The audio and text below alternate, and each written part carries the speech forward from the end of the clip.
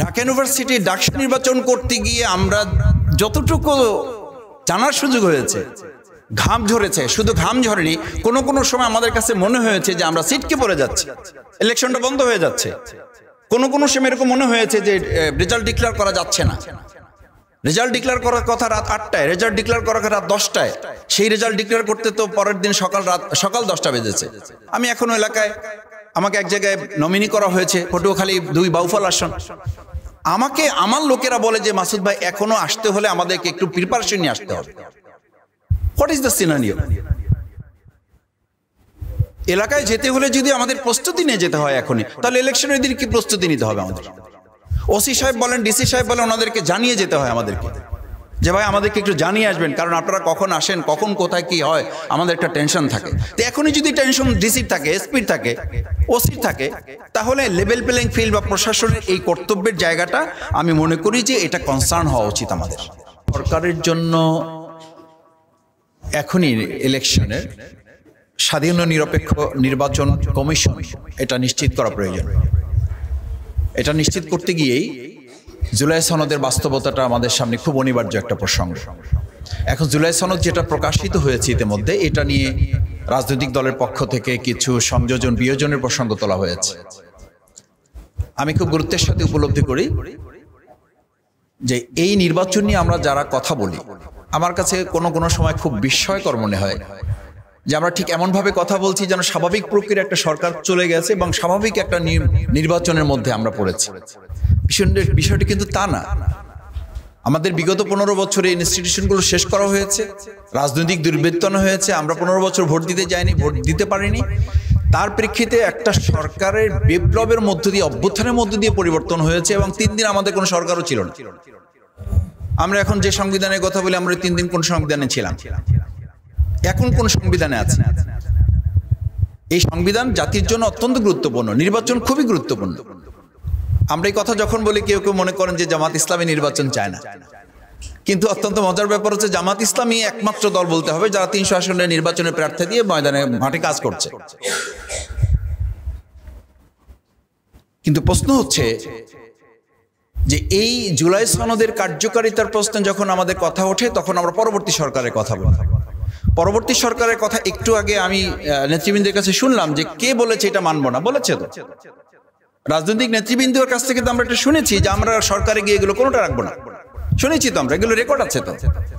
এটা তো কোনো দলের পক্ষ থেকে উইথড্র করা হয় নাই যে না আমাদের এই কথাটা যেটা বলা হয়েছে, আমাদের এই কথাটা যথার্থ নয় এবং যিনি বলেছেন এটা আমাদের দলের কথা নয়। সুতরাং এই কথাগুলো যদি আমাদের আসে, তাহলে তো এই শঙ্কার কথা থাকবে। সেজন্য আমি মনে করি সরকারের এই প্রসঙ্গে আগে নির্বাচন কমিশনের যে দায় দায়িত্বের প্রশ্ন আসে, সেইগুলো আমাদের সামনে রাখা দরকার। Level playing field, level playing field বলতে আমরা এখন যেটা বুঝি সেটা হলো আপনি যদি প্রভাব থাকে, ক্ষমতা থাকে, তাহলে থাকবেন, আর না হলে আপনি থাকবেন না। না হলে আপনি ভোট দিতে যেতে পারবেন না, না হলে আপনার ঠ্যাং ভেঙে দেওয়া হবে, না হলে আপনার কেটে দেওয়া হবে, না হলে আপনি সুস্থভাবে বাড়ি ফিরতে পারবেন না। This is message. What is the level playing field? Level playing field বলতে আমি কি বুঝাচ্ছি, আমি কি মেসেজ যাচ্ছে? ঢাকা ইউনিভার্সিটি ডাকসু নির্বাচনের কথা বলে। ডাকসু নির্বাচন প্রত্যেক ছাত্রছাত্রী সুশিক্ষিত, সচেতন এবং স্বাবলম্বী, ফিজিক্যালি সে ক্যাপেবল।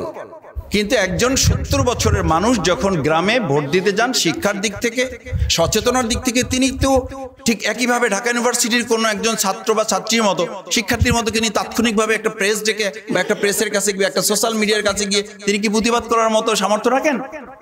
ঢাকা ইউনিভার্সিটি ডাকসু নির্বাচন করতে গিয়ে আমরা যতটুকু জানার সুযোগ হয়েছে, ঘাম ঝরেছে, শুধু ঘাম ঝরেনি, কোনো সময় আমাদের কাছে মনে হয়েছে যে আমরা সিটকে পড়ে যাচ্ছি, ইলেকশনটা বন্ধ হয়ে যাচ্ছে। কোনো সময় এরকম মনে হয়েছে যে রেজাল্ট ডিক্লেয়ার করা যাচ্ছে না। রেজাল্ট ডিক্লেয়ার করার কথা রাত 8টায়, রেজাল্ট ডিক্লেয়ার করার কথা রাত 10টায়, সেই রেজাল্ট ডিক্লেয়ার করতে তো পরের দিন সকাল 10টা বেজেছে। কেন বেজেছে?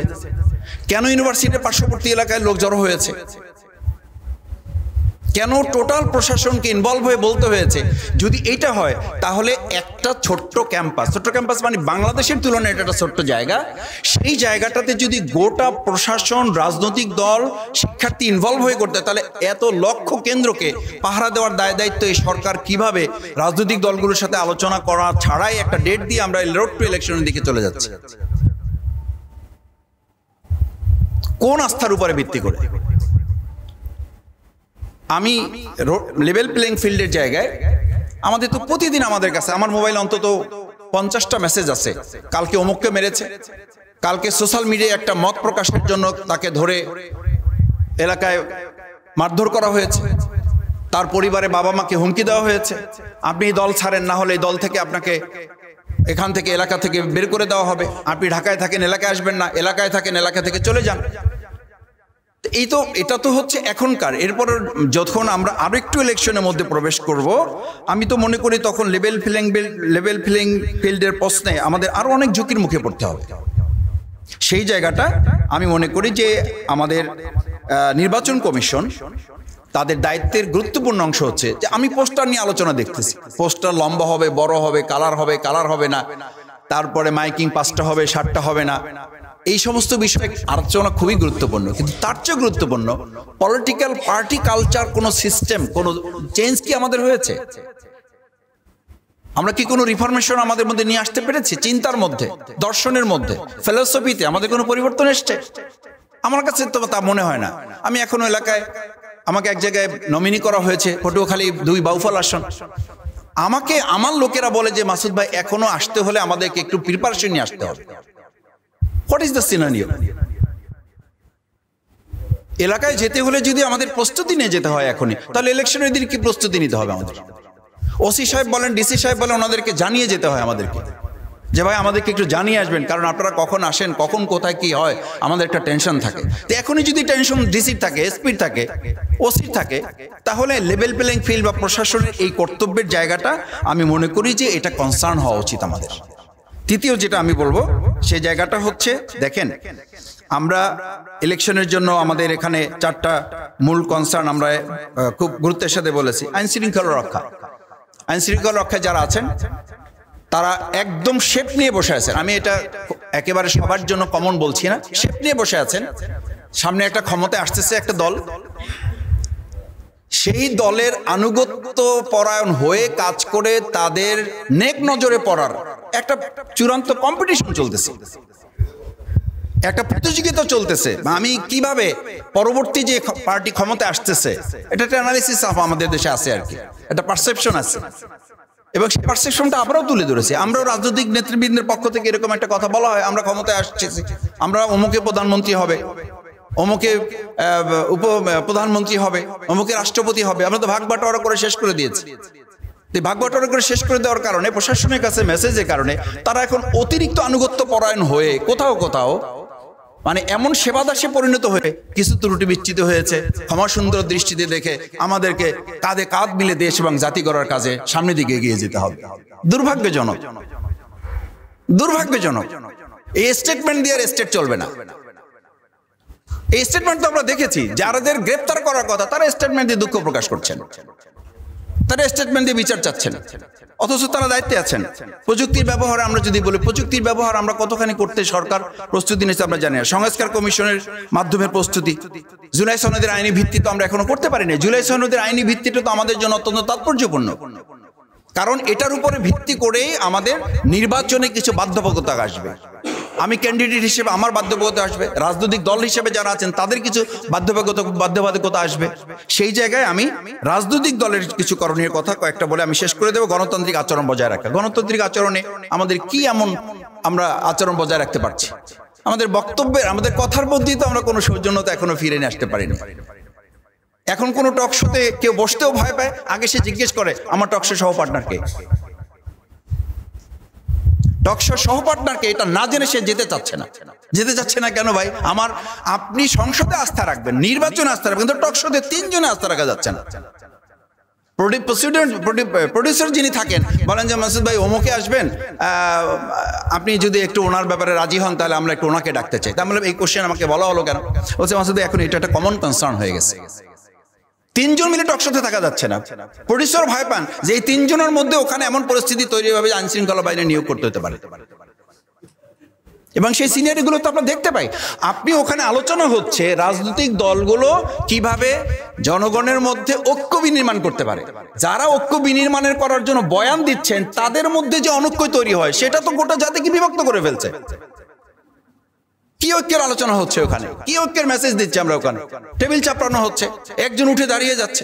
আমি আলোচনায় গিয়ে লম্বা করছি না, আমি বলছি এই মেসেজগুলো আমাদের মাথায় নিতে হবে। এই কারণে রাজনৈতিক দলের কোনো বেসিক চেঞ্জ তো আমরা নিয়ে আসতে পারি নাই। এই ব্যর্থতা জামাত ইসলামী হিসেবে আমিও নিচ্ছি। আমরা এই আলোচনায় যাচ্ছি না, আমরা আলোচনায় যাচ্ছি প্রশাসনে, আমরা আলোচনায় যাচ্ছি আইনশৃঙ্খলা বাহিনী, আমরা আলোচনায় যাচ্ছি অন্তর্বর্তী সরকারে যারা আছেন। কিন্তু আমাদের দায়িত্বটা কি? আমরা অন্তর্বর্তী কমিশনের সমানে নোট অফ ডিসেন্ট দিচ্ছি, আমরা জাতীয় ঐক্যমত কমিশনে আমি বলছি যে এটা আমরা এটা মানবো না, সুতরাং এটা হবে না। যদি তাই হয় তাহলে পরবর্তী সরকার এটা মানবে। এটা আস্থার জায়গা তৈরি করার জন্যই তো বাংলাদেশ জামাত ইসলামী আরো কিছু রাজনৈতিক দল মিলে একটা কথা বলেছে, প্রফেশনাল রিপ্রেজেন্টেশন। পিয়ার সিস্টেমে আমরা আসি, জাতীয় সরকার গঠনের এটা তো একটা পদ্ধতি।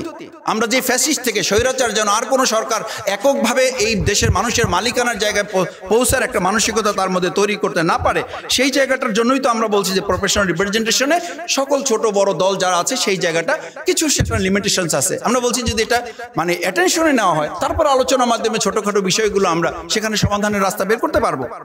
আমি সবশেষ অনুরোধ করব যে আজকে এখানে আমরা যে নাগরিক কোয়ালিশনের রোড টু ইলেকশন, সমাজের করণীয়, নাগরিক সমাজের করণীয় দুটো পয়েন্ট বলে শেষ করে দিচ্ছে। একটা হচ্ছে নাগরিক সমাজের মূল করণীয়টা হচ্ছে আমাদের একটা প্রভাব বা একটা প্রেশার তৈরি করা এই সরকার এবং নির্বাচন কমিশন। যেই নির্বাচন কমিশন বলবে এই কথা যে আমরা সরকারের প্রভাব মুক্ত হয়ে, তো সরকার প্রভাব মুক্ত হয়ে সরকার সহযোগিতা না করলে আপনি কিভাবে করবেন? ভাইস চ্যান্সেলরের সামনে যখন কোনো একটা রাজনৈতিক দলের ছাত্র সংগঠন টেবিল চাপড়ায়, আমি তো নিশ্চিত থাকতে হবে যে তাহলে প্রিজাইডিং অফিসারের সামনে আমি গিয়ে টেবিল চাপড়িয়ে তার ওখান থেকে ব্যালট বাক্স নিয়ে চলে আসবে।